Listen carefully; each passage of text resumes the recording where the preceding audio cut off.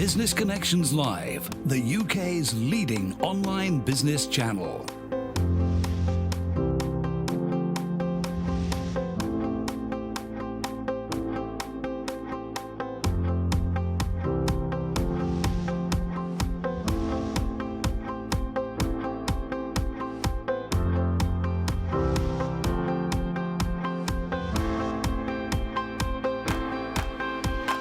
This is Business Connections Live with Steve Hyland.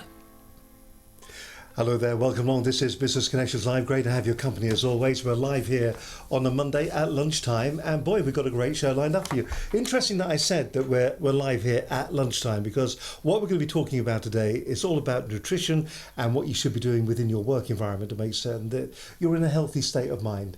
Healthy in body as well, for that matter. My guest on today's show is Kate Cook, nutritionist and author of 5 books. Kate's also a sought-after keynote speaker across the corporate sector as well, for that matter. Today we're going to be talking about how wellness is really important within the business environment. Sometimes employees or employers look at wellness as being maybe a bit of a fluffy add-on, that it really isn't that important, but it's something that would be quite nice to do. But at the end of the day, what really is important is our personal health. Now, if you have healthy employees, then surely what you're going to have is you're going to have a more productive, more successful company, because everybody within that company is actually going to be feeling great about what they're doing.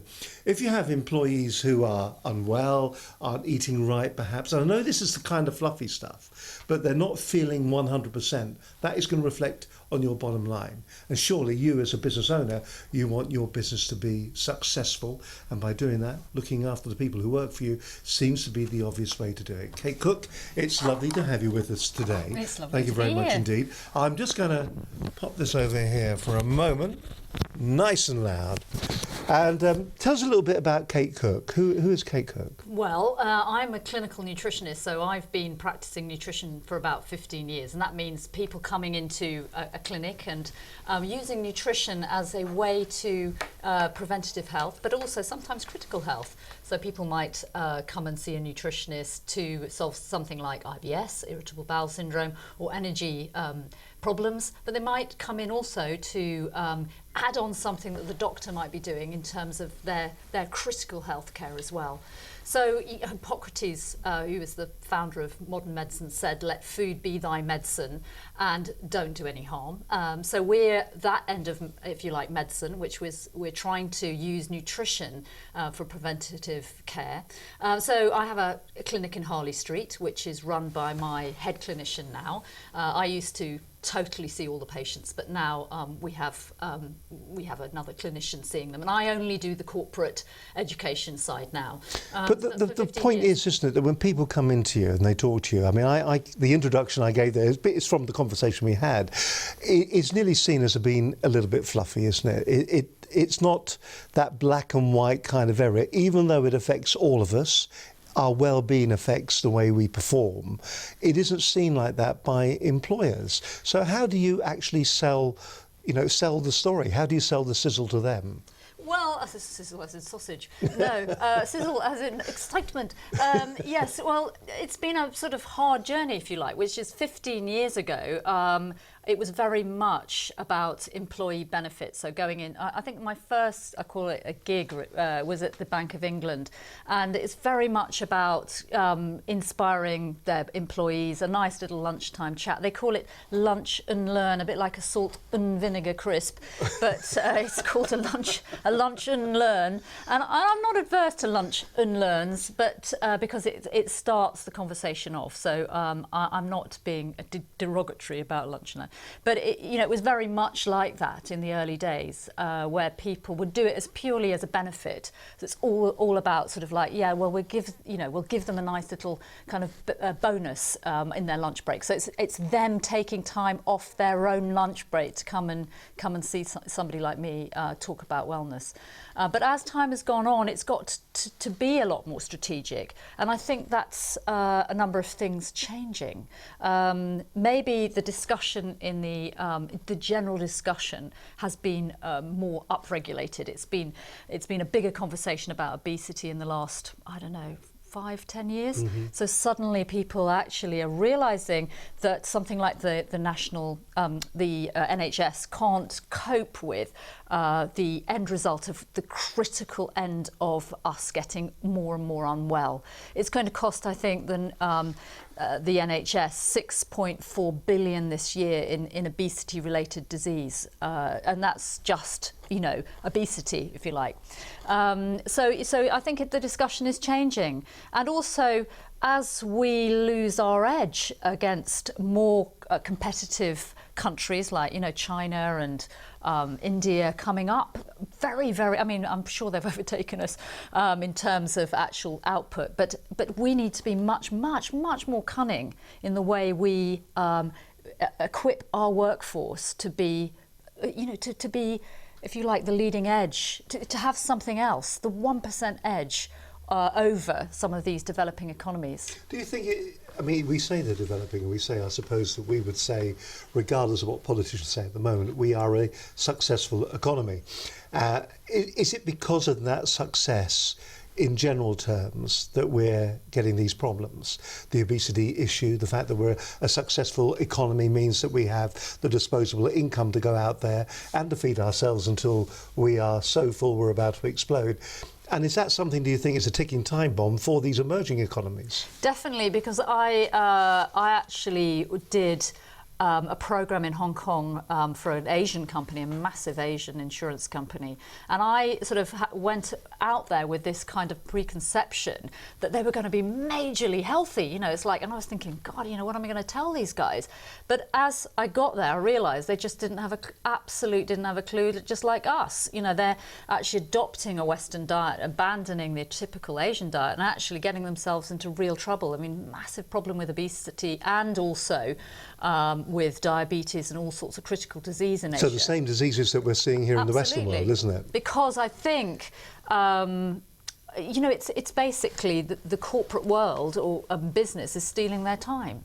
So as their time gets shorter, they're no longer able to sort of fanny around with a bit of, you know, sort of grating a carrot and putting a bit of turmeric in there. You know, they just don't have time to do that. So all these, you know, their traditional diets are being abandoned in favour of a Western type approach to their diet. But I think going back, it's really, as I've had this experience in 15 years, as I say, what I think sometimes is some of the companies that I deal with that are, I always get this confused, blue collar, which is working people, right, as opposed to, is it white collar?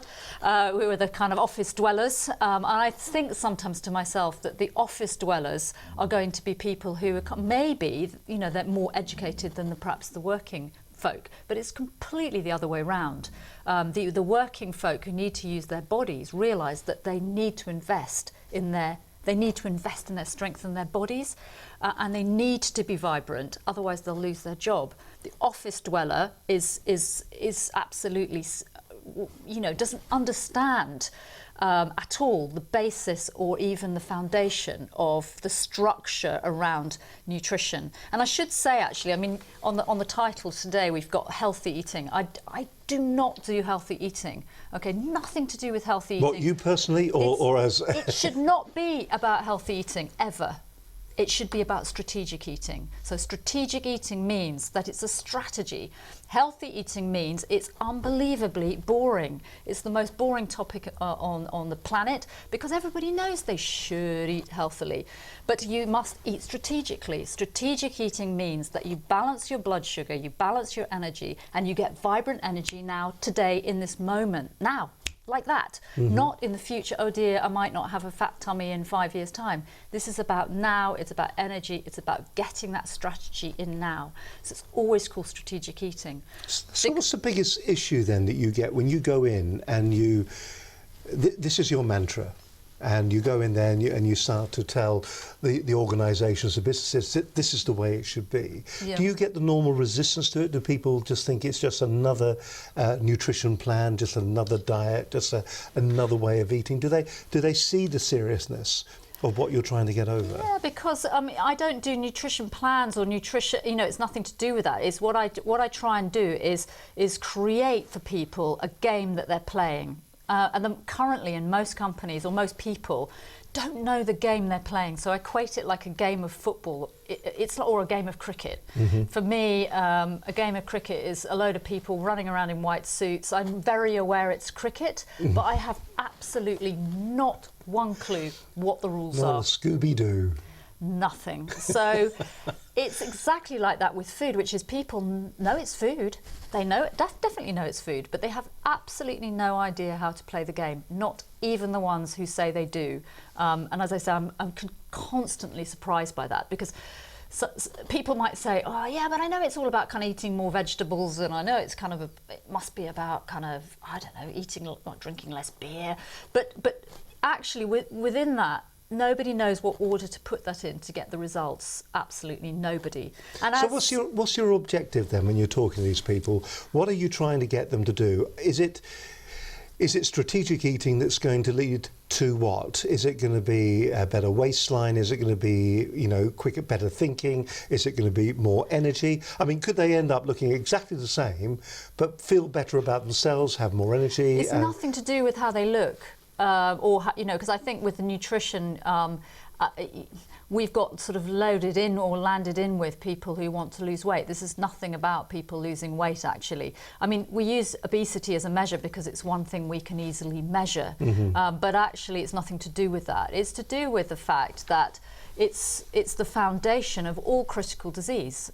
So nutrition is the foundation, or lack of nutrition is the foundation for all critical disease. Every single disease is nutrition. It has a nutritional issue at the base of that. Without that change, then you're having workers with the critical conditions like cancer, diabetes, arthritis, etc. Or you're having problems with things like energy problems. So energy in terms of people turning up for work and actually, presenteeism, basically, turning up for work and having a massive kip under your desk. I mean, I know CEOs who are doing that. So CEOs who are so knackered, basically, and hiding it, that they are driving to work, taking a kip in a lay-by, right, going to a meeting, so knackered, and then trying to keep up on a load of coffee in the meeting, and then just turning around, going back into that lay-by and having another kip. And this is on heads of very big companies. I knew another one who was kipping under his desk. It just closed the door and kip under his desk. Now, these are the leaders of companies, let alone what you're working with in terms of vibrant energy, in terms of, how can you run a vibrant company when all your people are substandard? They're just operating on the wrong gas. So it's about looking at the foundation and saying, okay, so what is this to do with us? What it's to do with a company is, as I say, in 5 years' time, you will be unable to operate. This is my belief. You'll be unable to operate because you will not have workers fit for purpose. You will not have them. All right, well, what we're going to do, we're going to have a bit of a chat about maybe, first of all, identifying the issues, so that somebody can personally identify them, and if you're a business owner as well, that you can identify them as well, for that matter, and see if maybe that kind of fits the profile of some of your employees in the business. And then what we'll do is we're going to work our way through maybe a strategy, or at least a top line strategy. Obviously we can't cover everything and every eventuality in a program like this, but we can maybe give you some hints. Maybe it's going to be an opportunity for you afterwards to contact Kate and maybe get her involved with your organisation. But it is very important. It's interesting, we're talking there about all the different things that can happen to people, and out of the 4 that I counted, I had 3 of them. So, and you're thinking to yourself, that's not good, is it? And so we'll come back and we're going to talk more about that in just a few minutes' time. Kate Cook is my guest today on this edition of Business Connections Live. It's great to have your company. We are live right now. It is week number 79. I never mentioned that. Now, last week on the programme, we had a terrific speaker. We had Neil Clough. He's the MD of Prime Recruitment and also one of the finalists from The Apprentice. It was a great show. It was done over Skype. I make that little caveat at the very beginning. We had a few technical issues, but the show was really interesting. And it isn't about being on The Apprentice. I think The Apprentice gave him opportunities that he wouldn't deny. But the thing that's interesting is that as a motivational speaker, but also B, as a business owner, he understands what business is all about and some of the things that he's learned, because remember, he's been circulating with people who have been round the loop once or twice. He's been able to implement those ideas into his own business. It was a great show last week. If you missed out on actually seeing it, I do suggest that you go back to our website and have a look at Business Connections Live, week number 38, with... Sorry, which one? 78. Did I say 58? Thank you very much. And have a look out for Neil Clough, the MD of Prime Recruitment, and the Apprentice finalists. Just to give you a bit of a taste there of what happened in last week's edition of the programme, have a look at this.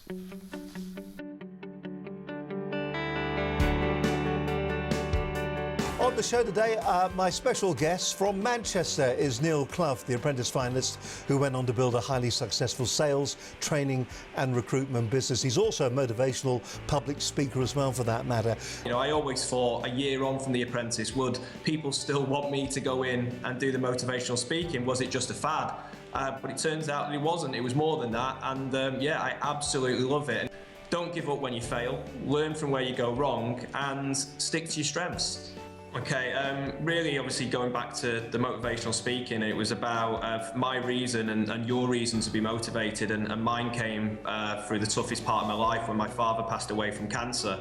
And at the time I was a football player and that's all I was ever good at. And what my dad wanted me to do was fulfill my dream to be a football player, but when he passed away, the motivation to be a footballer died with him, and I decided to turn my back on football and go into business. So the reason why I'm so motivated is, you know, I want to prove to my dad and make him proud that I turned my back on football to be successful in business. And when I go out there and tell that story, what I always say is it's not about me and it's not about my journey, it's about what yours is. And if you've got a reason that gets you out of bed, a reason that gets you up when you fail, you're more likely to be successful, because when your reason to be motivated is for somebody else and not just your self benefit, i.e. in my case to make my dad proud, you're more likely to get up when you fail. Yeah, we've tried to really go into a marketplace which can be quite challenging, and our kind of perception of sales is to try and change that perception so that sales becomes a career of choice and not a career that you fall into. The actual Prime business and the concept is quite unique because we offer 3 training days where we invite people along that are looking to get into sales, and we train and develop them over a 3 or 4 hour period, and we assess their skills through training, with the concept being quite different to the traditional assessment day of what a typical recruiter would use. Because what we believe is if you're going to make a good salesperson, you have to adapt quickly to the skills and new skills that you're given. So we do that, we give the candidate skills, we see how they adapt, and then we use those to place them to the right profile of our clients. So check out the website, which is www.thisisprime.co.uk. What you will notice is that we are going about recruitment differently, and our passion is about training and developing people to give them the skills they need to succeed within a sales role, which can be target driven, pressurized and so on. So for me, in terms of the recruitment businesses, if you're interested in getting into sales or recruitment, then please do get in contact with us. You can access that through the website. And my one tip of advice to you, whether it's through us or whether it's through many of the other recruitment businesses across the UK, my bit of advice to you is to stand out from the crowd with your CV initially, because that's what gets you the interview, and think less about the jargon, think less about the words innovation and committed and passionate, and think more about what are your key achievements today in your life that will stand out, and have those 5 or 6 key achievements at the top of your CV.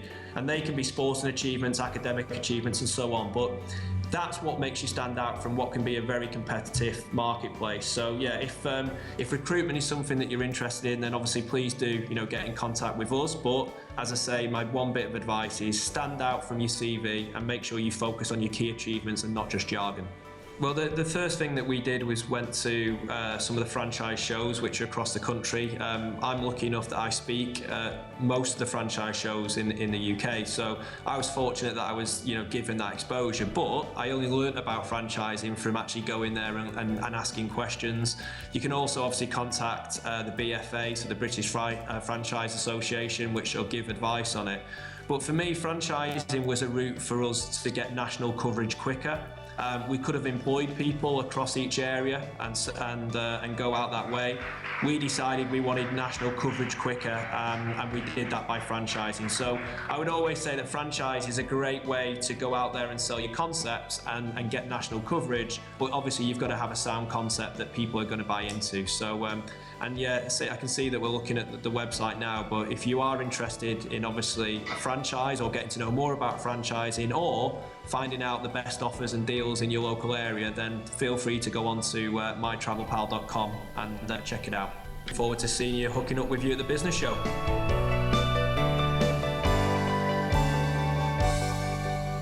Neil Clough, Managing Director of Prime Recruitment and the apprentice finalist who's gone on to build a very highly successful sales training and recruitment business, and actually a nice bloke to boot for that matter. So if you're ever passing him, please boot him for me. We'll probably be catching up with him as well at the business show as well. More about that a little bit later on. My guest today is Kate Cook, a nutritionist and author of It's not easy to say nutritionist, is it? Not for me anyway, not with these false teeth in. Kate Cook, our nutritionist and author of 5 books. Kate is also a sought-after keynote speaker across the corporate sector on well-being in the workplace. We've already had a bit of an introduction to really what we're going to be talking about. And I suppose this part here, we've really got to make that dividing line between the fact of nutrition, well-being and diets and all the rest of it, because as you said earlier on, the two are so easily lumped together. This isn't about going into a business and going, you're fat, go on a diet, lose weight. That isn't what this is about. It's a bit broader, it's a bit bigger, it's a bit more intrinsic than all of that, isn't it? This is back to the real foundations, isn't it? It's having a proper strategy that allows us to be healthy, make certain our wellness is A1. Absolutely, and I think actually lots of people, you know, when they think about putting in a wellness program, they often start with things like resilience programs and much more about the mental health. But of course, nutrition is the foundation for mental well-being. It's the foundation of that. So, for example, I went to speak with a massive company we did a program with 600 people running through their guys through a wellness program on nutrition. And somebody came up to me, one of the girls there, who for her breakfast, she'd just been eating crunchy bars. So it's like the honeycomb ones. Yeah, the honeycomb ones, because it's got honey in. It was so good for you, honey. So that was her breakfast, and so actually people start off, and this girl was in a terrible mental condition. She's anxious, anxiety, all those side effects, if you like. Permanent sugar high. Yeah, exactly. So people often start off with the resilience stuff and the sort of left brain mental stuff without getting the foundation in first, seeing wellness very much like a triangle, like a pyramid, with nutrition that sits on the bottom, because everyone's got to eat. Everyone's got to eat, but some people are resilient. So you might as well start with that. Are there fundamental quick fixes then, so that you can go in and you go, look, if we start from here, we make the whole job a lot easier? Yeah, definitely. Because the danger is the moment you start talking about nutrition, and obviously no matter what we say or do on this programme, or any public speaking that you do, people will always equate nutrition, diets. The two will always sit as bedfellows together, and that'll be the end of it. And it's that separation a little bit. But if you had a quick fix, even for somebody who, shall we say, is overweight, and you want to get...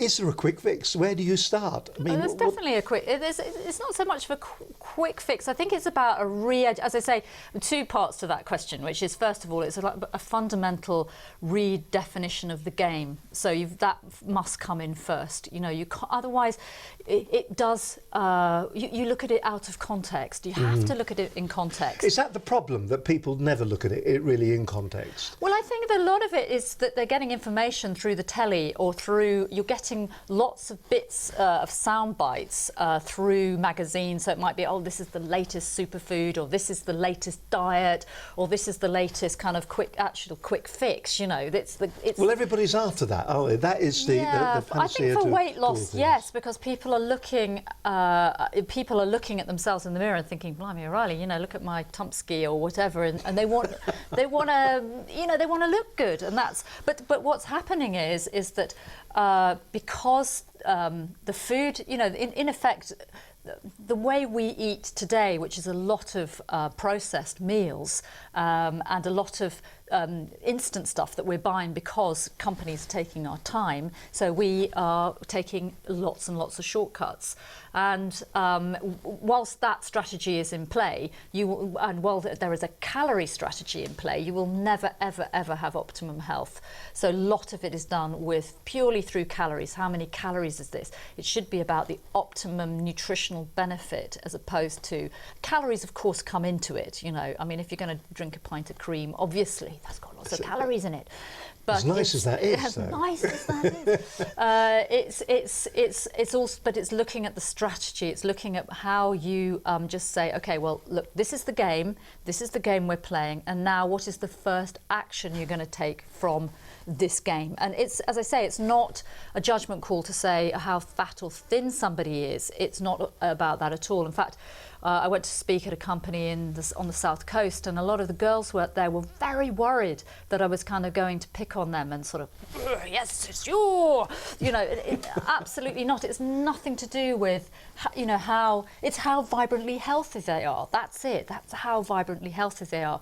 But unfortunately, sometimes that translates into things like presenteeism and absenteeism. For example, you're 33% more likely not to show up for work if you're overweight. You're 62% more likely not to show up to work if you're obese, and you're 118% more likely not to show up for work if you're morbidly obese. So it does come into workplace strategy being overweight, but it's bigger than that. But isn't the jobs, but you alluded to it earlier on, the jobs themselves actually can put you in a position where you're getting no exercise, you're sitting, for instance, in what we do here. So we do this program, which is great, and of course I am avidly down the gym every evening.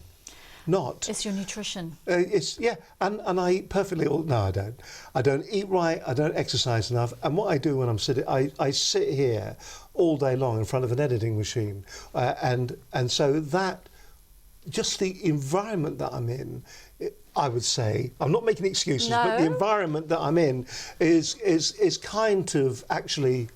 But I would say is that actually, you know, and this is what happens in companies, which is companies sort of say, well, isn't this the choice of the individual? You know, we're not sure how much involved we're going to get into, particularly into nutrition, because it's people's own choices. People don't know. And I would say, for you probably just don't know the game you're playing. You assume you know the game, but you will not know it. Otherwise, you wouldn't be getting that result. If you want the result, you've got to be playing the game. And as soon as you are, you'll get the result, just like that. And not next week, you'll get it now. Kate Cook, I want to play the game. Okay. All right, I want to play the game. The game has started. Yes. So where do I start? Right. Okay, well, look at me. Okay, here I am, fine figure of eight. Thank you. That will do. So where do I start? Well, knowing the game is to say, okay, there are about sort of 5 fundamental rules. So these are the key things that we all need to remember. Right. The key thing is the first and easiest one is about balancing your energy across the day. Okay. Now it's balanced by a hormone called insulin. So, for example, let's pretend, I know you didn't, but let's pretend you had that crunchy bar for breakfast. Fantastic. I had 2, in fact. Yes, 2. Well, you know, you've got to go back for seconds. Actually, this morning I had 2 chocolate digestives, which is paramount to being exactly the same. That was breakfast. Oh, right. Okay. Well, I think I can help you. It's the good news about that one, which is basically if you're, let's pretend you had a Lucozade or an energy drink. Okay. So it's got about 9 teaspoons of sugar in a Lucozade, or not necessarily Lucozade, but an energy type drink. So what happens is the sugar in the blood rises very steeply. You're only allowed 1 teaspoon of sugar in the blood, remember, not 9. So your body is panicking massively. So if you can imagine, I always imagine it's a bit like the numbskulls, you know, if anybody reads the Beano. Basically, the numbskulls control this guy from the inside, and so they're little figures who kind of like have the levers to this guy's life, if you like. So what happens is you have that Lucozade, and the numbskulls load in this insulin. Whoof, in it goes, and what happens is it overreacts. So what happens is the blood sugars going up. Numbskulls release insulin. The blood sugar plunges down at the bottom, and you think to yourself, God, you know what? I need another chocky bicky to pick up the blood sugar. So up your blood sugar goes like a roller coaster. This contributes to you feeling knackered, basically, is number one. Number two, it'll contribute to you putting on weight, because the ups and downs in insulin it's a fat storage hormone, insulin, the hormone. So every time you get a dip, you're contributing to fat storage. So what you want is a nice smooth line. You want a nice smooth flow, you know, like one of those baby rides as opposed to a big dipper. So what you need to do is balance the blood sugar by avoiding food that is sweet, fluffy and white. Okay, sweet fluff, so that sweet is going to be the sugars, sweet fluffy is bread. Anything that you put in your mouth that tastes sweet is sweet. Fluffy food is, as you say, it could be bread, it could be something like popcorn. Okay, popcorn, very low calorie but high glycemic index is what we're talking about here. So high, it burns quickly in the blood. So fluffy stuff is the density. It might also be about like looking at something and seeing like it's a mashed potato. Mashed potatoes look kind of fluffy, okay? So that's going to be high. Sweet, fluffy and white is processed food. Okay, so if you concentrate on any of that category, you will put on weight if that's what you're interested in, but more to the point, you will be useless at work. Useless. If you concentrate on the other category, which is thick, which means it's the density. So the more dense the food is, it's like those numbskulls have got to process it. So they've got to process the food. So once you can imagine them sitting there with their feet up, watching the telly and smoking a fag, right? And in comes the food. They're cheesed off because they've got some work to do, okay? The first category, they're just sitting there, easy, it's already been processed for them. Nothing to do, all that energy goes straight into the bloodstream. But when something comes down, let's say some lentils, which tend to be a bit sort of like chunky and thick, these guys have got to get off their feet and they've got to start doing some work, okay, and start putting away the blood sugar in a much more consistent way. So give some examples then of the food. You said lentils. So thick, yummy, I love lentils. But what about, is it the high fibre breads and things like that, the thicker breads, can we have those? Is it the porridges, the oats and things like that? Yeah, it's things that are more, things with skin on them that tend to be more difficult to digest, you know, absolutely. And what about fruit? Well, let me come to that in a second. Actually, no, I'll come to it now, which is, if you look at the first category, which is sweet, fluffy and white, what is fruit? It's sweet. Yes. Okay, now there's nothing wrong with eating fruit, but actually eating more vegetables is the key rather than eating a lot of fruit. Of course, fruit has got lots of vitamins and minerals in it, but what people do, because fruit is very convenient, is they superload on fruit.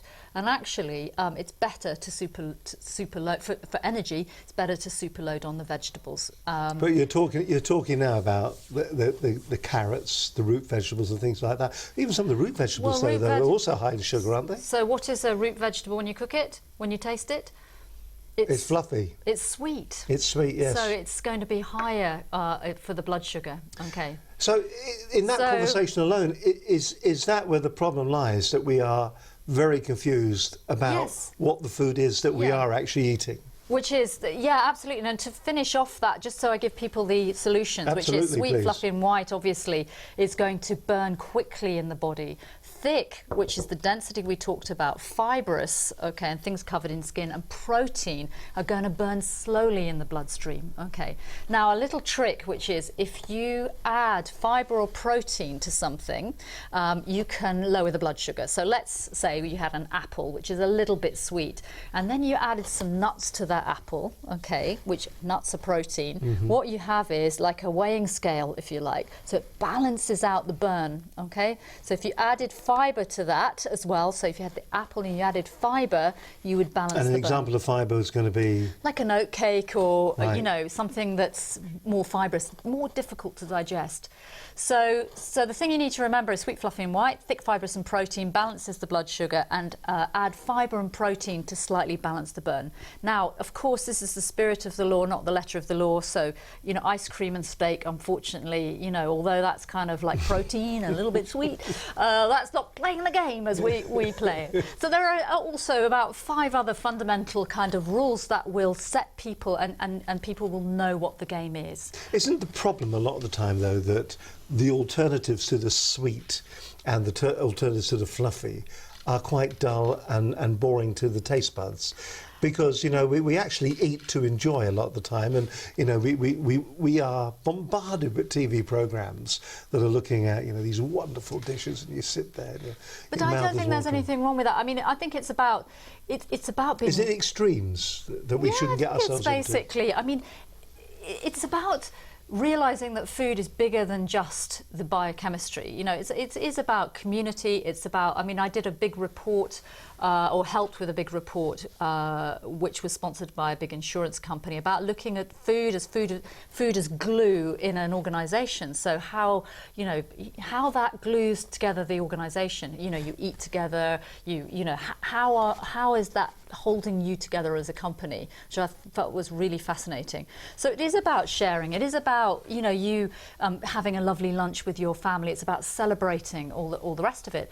But it's also about the result, which is, if you want to get home from work and you want to be knackered and you want to work for your organisation and you don't want to do anything else, you don't want to play with your children, and you don't want to talk to your wife. I mean, maybe that's a good thing, but if you want to get home and you want to switch on the TV and lose your life in front of the TV, I mean, I know TV is good, but I mean, in this context, but if you want to do that, be my guest. You know what? It's just a choice. If you want to be the one, if you want to be the organisation, and you want to be the person who is vibrantly healthy, who is absolutely kicking ass, ready to go, ready to do something fantastic, ready to change the world, then just eat strategically. That's it. You know, it's just a choice. It's just a choice. And what you find is that when people know the game they're playing, they'll follow. You know, we did a big... I'm involved with a big construction company who is just about to put nutrition as a red thread throughout their entire organisation, because they realise how important that is. You know, and again, controversially, in preventing accidents. You know, what happened before the accident?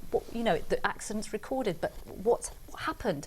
People came to work, they didn't have their breakfast, they lost concentration, there was an accident, you know. So it's an extremely important piece, this. And what we did was, they were supplying porridge and healthy stuff to their workforce. The workforce just went, you know, and just chose the chips and the beans and whatever. But when the education came in, they just chose it naturally. Nobody had to pay them, nobody had to sponsor them, nobody had to subsidise them. We're very patronising to our workers because we think that's what they want. We think they want the beans and the chips, and that's what they do want, until they know that they get home and they crash in front of the TV and they feel absolutely awful. They feel like there's a sort of like the bliss, you know, they feel just not on top of their game. And when they know they can be, and they can be from the next morning, why wouldn't you do it? You know, what's really frightening about this, you keep describing me, and I find that very uncomfortable. I just crash in front of the telly in the evenings, I'm so knackered. But that's interesting what you're saying, and I think, you know, the situation is, I promised a couple of years back that I would look after myself better, and I don't, and I know I don't. And, you know, just talking about, I think when you have the issue presented to you, and maybe you look in the mirror and you think something's got to be done, and I do feel knackered all the time, whatever is actually happening. I think sometimes the uphill struggle for everybody on a day-by-day basis can seem enormous. The thing that is interesting about a lot of things that you said as well today is coming back to the way the insulin works within the body. About, I mean, you're not advocating high protein diets.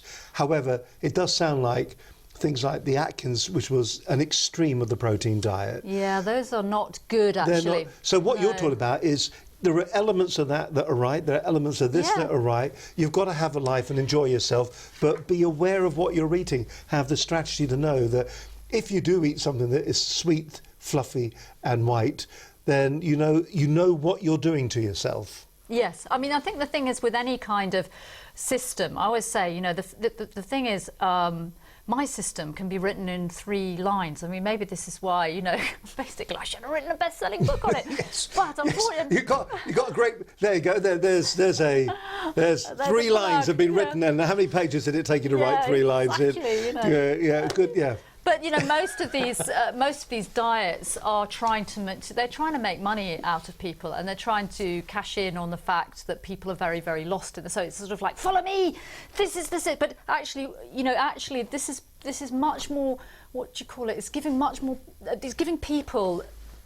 It's treating people as intelligent beings. My system, which is you show them the structure. Once you have the structure, you know what to eat. Because you don't have to have me saying, well, get up to water, then you have a boiled egg, and then you'll have an oat cake with that, and then you'll have tomorrow, because the very day that you go on holiday, you know, you're sitting on the plane and there is no boiled egg supply nearby, the whole thing goes and explodes, and you're back to going into your rut, which is what you were doing before. This way, you're basically, you set the structure, and then it's like, what do you think? Okay, what do you think? Is that sweet, fluffy and white, or is that thick, fibrous and protein? And they go, oh no, I think that... And then they can start making choices themselves. Not every other system, but this is the trouble, which is you get involved with the food industry, there's money involved in that. Oh, that's right, and a lot of the press releases and the research that you see is going to be funded by some of those different companies. We'll come back in just a moment and we'll talk a little bit more. I'm finding it absolutely fascinating and uncomfortable. You're watching Business Connections Live. My guest today is Kate Cook. Great name, by the way, for what you do. Good. Terrific. That is fantastic. A few reminders for you right now. Here's something you should put in your diary. 13th and 14th of May 2015, Excel, London. It is the Business Show 2015, and we're going to be there as well. And there's a whole load of different keynote speakers. Brad Burton's going to be there. Piers Linney from Dragon's Den. Dan Spicer, who was on this program a couple of weeks back, he's going to be on the show. There you got Neil Clough as well. He's going to be talking. It is an absolutely fascinating event. If you are starting up your business, if you are just maybe sort of kicking it off, maybe you're running your business from a garage or from a spare bedroom, or you've moved on from that and you're in the stages. There are stages, aren't there? There are like steps in the growth of a business. You reach a particular plateau and you kind of get stuck there, don't you? How do you move on from these different plateaus? In the old days, you used to be like, you know, you're a £1 million company and you stay a £1 million company for a couple of years and then it become a £2 million company and you get stuck there, and so it goes on. The Business Show gives the kind of advice from the keynote speakers that will actually educate you. It'll give you maybe some of the insight, because many of the people that you'll hear talking there, many of the companies that are there have been through this as well. And that advice is going to be there maybe that you can implement into your business. As I said, it's going to be a fantastic event. I'll just get rid of this so it's the full page for you. There you go. It is the 13th and 14th of May 2015 at the Excel in London. It is the Business Show. And if you want to know what the show is kind of like as well, we were at the show last year and we're going to be at the show again this year. There's something near on 35, 36 odd interviews. There's 5 pages of them there, and you can hear some of the interviews that I did with some of the different keynote speakers and also the guests and also people that attended the show to find out why they were there as well. So just go to the Business Show 2015 website. Just pop along there, or if you don't pop along there, make sure you're at Excel on the 13th and 14th of May 2015. It's going to be a great event and we are really looking forward to it. I can tell you that is one night when I come home and I get in front of the television and I am gone. I'm out like a light. And the rest of the team who are on their feet for 2 days, poor old Linda, poor old Gordon, who presses buttons and everything. I think it took Linda 2 weeks to recover. She was on her feet in her high heels for all that time and she had sore feet forever. It was hard work. But do go along. And we'll be having programmes leading up to the show as well, how you can, I hate the expression, but I'm going to use it, maximise your return on going to the Business Show. Don't just turn up and go, well, all right, bring it on. When you turn up, have a plan. And I suppose that kind of leads us back to what we're talking about today, that strategic, nutritious plan that you should have. Understanding what goes in here has an effect. We'll talk more about that in just a few moments' time. But I'd just like to remind you why it's such a good idea that you watch Business Connections Live and what people get out of it that watch it and also who have been on it. Here's Ruben Singh. Hi, I'm Ruben Singh. I'm the CEO of All Day PA. I've watched a number of episodes of Business Connections Live, and the great thing about it is that if you have the chance to watch it live between 6 and 7, it's fantastic. The even better thing for me was the fact that I could watch it at my own time. There's a hell of a lot of wealth of knowledge from other entrepreneurs. It's unedited, straight from the heart, from what people have to say. And the one thing that probably sets us apart from a lot of the other things and programs I've watched is that it's all about trying to get the best advice for the viewers. It's all made for entrepreneurs to take advice.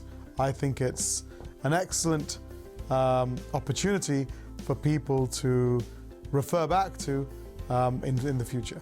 I've referred back to a number of times myself. I actually, unknowingly to Business Connections Live, have watched a number of their episodes and have taken away things for myself. I would recommend any entrepreneur looking to set up a business, growing a business, or even a CEO, to at least go through the Rolodex of 64 episodes and have a look at things that could help them. It's advice from people who have nothing to gain, no vested interest in your business, other than giving you some knowledge and experience that they've gained. So Business Connections Live, for me, I would simply say is a Rolodex of contacts to refer to in your own time to validate some of your ideas. So if you want to validate something, you want to check how other people think of things, tune into Business Connections Live. What I liked about it was considered and it was measured. He was really thinking about what he said, having been on the programme. Ruben, lovely bloke actually. He's also going to be one of the keynote speakers that's going to be at the business networking show, which is taking place at Wolverhampton Racecourse. We're going to be there as well, incidentally, and we'll give you more details as that gets a little bit closer. You are watching Business Connections Live. My guest today is Kate Cook. She is the best-selling author, for that matter. She's got a couple of books that are out at the moment. This one here is called The Corporate Wellbeing Bible, and it is a cracking book here, your guide to keeping healthy, wealthy and wise. Sorry about the picture quality on that, but there it is. That's Kate's book. Look, it's even got pictures inside of it as well for that, so it can't be all bad then, can it? It's a good read. Some of the quotes that Kate's had, they've come back. Kate, your session blew me away. An individual from GE Healthcare, which is a high accolade indeed. From the feedback I have personally received, no initiatives has made more of a demonstrable difference to as many people on the programme as Kate's session. And that's from Network Rail Health and Safety Manager, Thameslink Pro. Crikey, that's an accolade indeed. And Kate Cook, with her energy, enthusiasm and knowledge, inspired our employees in Zurich to lead healthier and happier lives. A great day and time well invested. And from a lady whose name I can't pronounce, from Bank, Zurich. Wow. The book is available right now. It is called, as you said, Corporate Wellness. If you want to get a hold of your copy, I'm going to be really cheeky now. Kate, can we have one of these copies signed by your good self? Sorry about the picture quality on that camera. And if you can sign that, we'd like to give one of those away. Of course. If you want to find out how you can get a hold of your copy of the book, we're also going to be doing a little bit of bonus content as well, where you can just, if you just sign up, give us your email address. Maybe, I suppose what it is, it's an abridged version of what we've really been talking about here. A place to get started when it comes to putting together your strategy for a nutritional, successful life. That's what we'll be doing, and that's a little additional piece, and you can find that on the website at www.businessconnectionslive.com. Okay, we've talked about the food. We need to move on to the next section of this then, don't we? So you've told us what we shouldn't be eating. What's the next step in the strategy then that we should be thinking about? Well, I think it really, when you're thinking about putting this into a company, it really starts with the leadership, I think, which is, again, I think the difference between employee benefit and actual real strategy. First of all, one of my big bugbears is that wellness, by and large, isn't measured. It really should be. Before I come in, it should be everything should be measured. Then the money is available, because if you can see it making a difference to the bottom line, then it will start making a difference to the bottom line. In America, where obviously there is no NHS, a lot of the responsibility falls back onto the companies, because they want to keep their insurance policies obviously manageable and affordable. And a lot of them are paid not through the individual but through the company, so they want to keep it really manageable. In this country, there's no real impetus. There's no real, there's kind of like, so what does it matter to us? But America, though, I mean, we've got a higher rates of obesity over there. So even though they're thinking that, would you say the corporate world is slightly different in America? That they're kind of keeping it under the can at the moment. Everything seems to be all right-ish, but it's Joe Public who are. I mean, I must admit, you go to America and it's a serious problem here. It's even more of a serious problem over there, right across all demographic groups.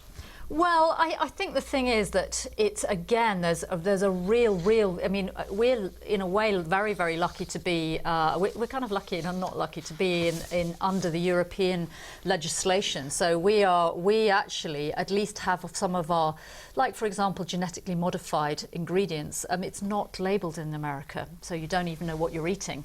Whereas in Europe and this country, it is labelled. So people the consumers start to have choice. In America, it's meant to be the land of the consumer, but there is they don't know what they're doing. But the manufacturers, they label all these different things. I was watching a programme the other night concerning the over-the-counter drugs that people can take, and I think there were 3 individual drugs. There was one for knee ache, or 3 packages, one for knee ache and headaches, another one for period pains, and another one for sore elbows, we'll call it that. Of the 3 of them, even though they were all packaged individually and differently, they're all the same. They were all exactly the same because they carried the same licensing. So it was exactly the same drug, just in a different packaging. When we, is there not the danger that when we look at what the contents of a particular meal is, that really you shouldn't be? I mean, it's a bit. I always say I'm not a militant. I'm not a militant nutritionist, which is, well, for example, if somebody offers you a glass of champagne, you should immediately have one because what is 2 life? or 3. Well, you can get going on it. You know what I mean? But so I'm not a militant, and the big thing is to have a sense of humour and a twinkle in the eye. So rather than the glint in the eye, do you know what I mean? The difference. So I've definitely got the twinkle in the eye around nutrition, and it should be funny, it should be humorous, it should be much more holistic, etc. Does the whole industry just take itself too seriously then? No, I think the thing is, I was going to say that basically, because you were saying about packaging, which is if you're looking at the packets of food, if you're looking at it, you're doing the wrong thing. The militant kind of. There is no such thing as healthy convenience food, by and large, okay? And it means that there is an 80%, in other words, 80%, if you want the result. If you don't, that's fine. Eat convenience food. But if you want the result, you have to make a bit of effort. There is a price attached to that. However, there's a 20% margin where things are going to go horribly wrong. It's going to turn to filth. It just is. But the 80% is within your control, if you like. I don't mean that in a controlled way, but it means, okay, so if I want to be vibrantly energetic, if I want to be able to get up at 6 o'clock in the morning, I want to go through absolutely with this kind of energy throughout the day, and I want to get home and I want to spend time with my daughter and my dog, very important, and my husband. In that order. In that order. Basically, then you need to do something different. That's it. I think Einstein said, didn't he say, if you go on doing the same thing and expecting different results, then you're mad, or whatever it was. Yeah. But so basically, you do need to make an effort, and which means you need to start off with some absolutely core basic ingredients that don't come in packets. There's been a huge move, what's called clean to clean labelling by the food industry as well. And I don't bash the food industry. It has its place in that 20% because people are busy. And you want to make it practical for people to do. But the clean labelling means it's where you turn over the back of the packet and you think, well, that's not really too bad. There's kind of ingredients I recognise in that. But there's a whole lot of ingredients that can be put into packaged foods without actually you having to declare that they're packaged. So, for example, most people. Do you have white bread or brown bread? I have brown. Okay, so. And white. So brown and white, a sort brown of stripy zebra type sort of thing. But if you're making that choice for brown bread, then presumably you're doing that for a health reason. That's right, because you think the whole meal is going to be better for you than the processed white bread, even though the whole meal is going to be probably equally as processed. Well, you're very right there, because the wholemeal bread is actually, and there are exceptions, obviously, but it's often dyed. So you have a brown loaf that's dyed brown with caramel, and then put the minimum amount of ingredient back into the bread to call it wholemeal. So by law, you have to have a certain percentage that is wholemeal ingredient in that. But sometimes if you're cunning, you can see that there are great big globs in the bread that haven't been mixed in correctly. So you see the brown bread with globs of white in it, it means that bread has been dyed. So it means that actually, even if you try and you think you're doing the right thing as an individual, you're probably not. You don't even know. And this is the worst thing, this is why I got into nutrition. I don't like lentils like the next person. Do you know what I mean? I don't like them, but what can the lentils do for you? It's kind of like, I think, not what your country can do, but ask what is that quote? It's actually, it's getting the results. It's, okay, lentils, you can dress them up, make them nice, but actually it doesn't matter. It matters what result the lentil gives you. That's it. And there are times to have a cream bun and a cream cake and all the rest of it. But if you know the game, you play the game, you've got the strategy there, and you know what the fundamental game is, you don't want to have cream buns because your energy is balanced. You don't have... It's like almost being a smoker and being forced by the cigarettes to smoke. If you see what I mean. In other words, people who are smokers are addicted to cigarettes. They don't really have much choice. I mean, I know people say, "Oh, I smoke. Oh, I have a choice whether I smoke or not." You pretty much probably don't. You're probably addicted, and it's the same with food. So you could be addicted then to sugar, couldn't you? You're addicted to. You start off on a roller coaster. You start off on the wrong type of energy, basically, and then that's it. You're stuffed for the rest of the day because you're grabbing all the wrong things because that's what you think you need, and your blood sugar's absolutely off to a bad start right from the beginning of the day. So you are reaching for the biscuit. So people say, "Oh, I've got a very sweet tooth." You probably haven't. It's because your fundamental energy is not balanced throughout the day, and therefore you're reaching for all the wrong stuff. Now, we started off by saying this is as leaders, and actually, again, a company on the South Coast. I could basically, this guy put in a wellness nutritional strategy in his company, and he got a call from a mate of his, and this mate was saying, from another company, was saying, you big girl, what are you doing? You could hear it. It was like, you big girl, you're putting in a wellness program. And that was leader to leader. So basically, you've got a lot of peer pressure of people using too much of their left brain, so too much head stuff, to say that the head is so disconnected from the body. It's nothing to do with the body. But of course it is. Everything is connected. So your body is obviously connected to your brain, unless you're ET or somebody. But it's connected. So how you think, how you strategize, how well you perform, how well you sleep, musculoskeletal disorders, everything is connected back to a nutritional foundation. Every single thing. Now, I did say that when I was speaking to you on the phone that we always look to have a summary, nearly a takeaway. Takeaway? No. A takeaway. No takeaway. So today, no takeaway today. All right, no takeaway. It's all going to be highly nutritious. It's got to be the right takeaway that we're going to give you today. This could be a healthy takeaway, unlike some of the takeaways that you might normally have. So I'm going to ask you to do that. Really, maybe it's the initial thing, this little 2-3 minute piece that is where somebody in business, or somebody just for themselves, where they start from, what they should be remembering. Because what's nice about what you've said, you haven't painted it as a complicated or difficult picture. What you've painted is something that is common sense and it's good for you. So if you can do that in just a moment, I'll let you collect your thoughts on that one.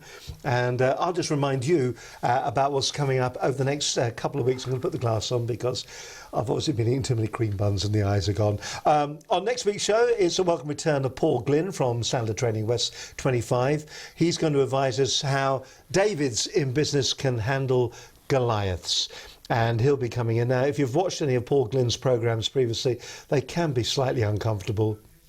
And here's a little representation of what's going to be happening next week on the programme. There he is, there's Paul, and he's going to be battling against his own personal business, Goliath.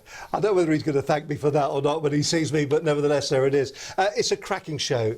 He talks about sales in a different approach, a different way. It's all about making certain that the person that you're sitting opposite, when you're closing the sale, you're not closing it, they are, because what you've done is identified the pain that they have, and you've been able to identify that you have a solution for it, and they identify the fact that you can see that they've got a solution for it. So it's a really very different way to actually do the sales. Cracking show. That'll be with Paul Glynn next week. Future programmes include Ian Dixon. He's a multi-award winning business performance coach and also motivational speaker. He is the founder of Unlock Success Limited. Nikki Butlin's going to be in with us as well. She's going to be talking about maybe franchising your business, and one that I'm going to find really interesting, having worked in the industry for a number of years. Richard Tidyman is going to be joining us here on the programme. He's going to be talking about how to put together a radio advertising campaign, and could it work for your business regardless of the size of your organisation. So that'll be Richard Tidyman. They're just some of the programmes that we've got coming up over the next couple of weeks. Business show, XL, 13th, 14th of May. Put it down in your diary. Don't forget, if you thought that today's show was entertaining, interesting, educational, and you'd like a show like that for your business, we could talk about maybe your product, about what your business is trying to achieve. You can have a show just like this one, completely branded for your organisation or for your business. Simply get in touch with us. Here come all the telephone numbers and email addresses. You can email us here or you can telephone us here at 01784 256 777. Ask for myself, Steve Harnett, all in the Bazant. You can email us at studio@businessconnectionslive.com, the UK's leading online business channel. Or if you want, you can follow us on Twitter at BCL Business TV. Do one of those things. Have a word with us. Get in touch. If you've maybe got a subject you'd like to come on the programme and talk about, you feel that, you know, this is something that you want to share, you'll be vetted and then you'll be brought on. It's as simple and straightforward as that. Linda really will be appreciating that. She works very hard. And there are lots of cream buns as well waiting for you if you do turn up as well. Do you know what, Kate, it's been really different. It's been, I think when we put this one up, I think there will be people that will be looking at this that have been going, it's just going to be about diets, isn't it? Diets, losing a bit of weight because we're all obese, morbidly, fatally obese. But really it's been more than that. I think what I like about what you've talked about today is the fact that it is a strategic approach to the way you look after yourself. And I think we sometimes forget the most important thing. All we are doing is just treading time, aren't we, between the cradle and the grave. So while we're doing that, we may as well look after ourselves the best we possibly can. And we don't do that, do we? We just let ourselves get on with it. I'm going to ask you to do a few minutes straight down the lens, if I may be so bold. Yes. Camera, it should have number 1 on it, but that camera there, camera number 1, that one, if you can look straight down that one. Yeah. Take a breath, say who you are, and really it's those takeaways that we should be remembering when this programme finishes. It'll be resonating in our mind's eye afterward. Kate, it's all yours.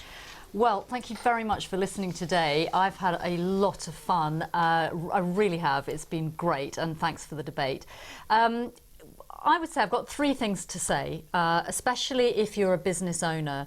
Look at the strategic point of view. So what you need to be doing is you need to be measuring wellness. You need to be measuring this and taking wellness very seriously, not as a fluffy, nice to have employee benefit, let's all flap around in a caftan and a magic wand type of thing, okay? It's nothing to do with that. It's to do with getting your workforce to turn up, not turn up physically, but turn up mentally and be present in the room. Nutrition can really be the foundation of that. So first of all, I would say, really measure first of all. Second of all, put in a strategy, and I would say this, but put in nutrition at the bottom, put it in the bottom of that pyramid, if you like. We talked about other strategies on top of that, something like resilience, for example, but it all comes back down to this nutritional base. Everybody's got to eat. So consider putting in a nutritional foundation in your company. It's cheap and really reasonable to do. I mean to say that it's not an expensive strategy, okay? okay? And the benefits are absolutely enormous. And the third thing is take care of yourself. Don't see this as you're disconnected from this, that you're a machine. You're not. You're a human being, not a human doing. So you need to first of all take care of yourself. And the first way to do that is to balance your blood sugar, balance your energy throughout the day. And the second thing you need to do is you need to eat breakfast, and it needs to be the right breakfast. I'll let you have a bit about breakfast for you to share with your family and for yourself. But if you start off balancing your energy right from the beginning of the day, you will have vibrant energy all throughout your day, throughout your life, and you may even have vibrant health. Thank you very much for listening. Absolutely fantastic. And that additional piece is a little bit of bonus content for the programme. Also, if you do watch that bonus content, we'll give you the details how some lucky person is going to be able to get themselves hold of a copy of this one here. A fascinating book. You heard the reviews from it earlier on. It's a great read. If you do want to be more successful, if you want your business to be more successful, maybe you should be starting here. What is the lifeblood of your organisation? It's the people that work for you. So let's look after them. And that's what this book is going to highlight and is going to allow you to see. Listen, that practically wraps up this edition of Program. Kate, thank you very much indeed for joining us today. We'll do it all again next Monday. We'll be live here at noon. Don't forget, on next week's programme, it's going to be Paul Glynn from Sandler Training, West 25. Davids Can Handle Goliaths in Businesses. From me, Steve Harnan, from Kate Cook and the rest of the team, we'll see you next week. But for now, bye for now. Bye-bye.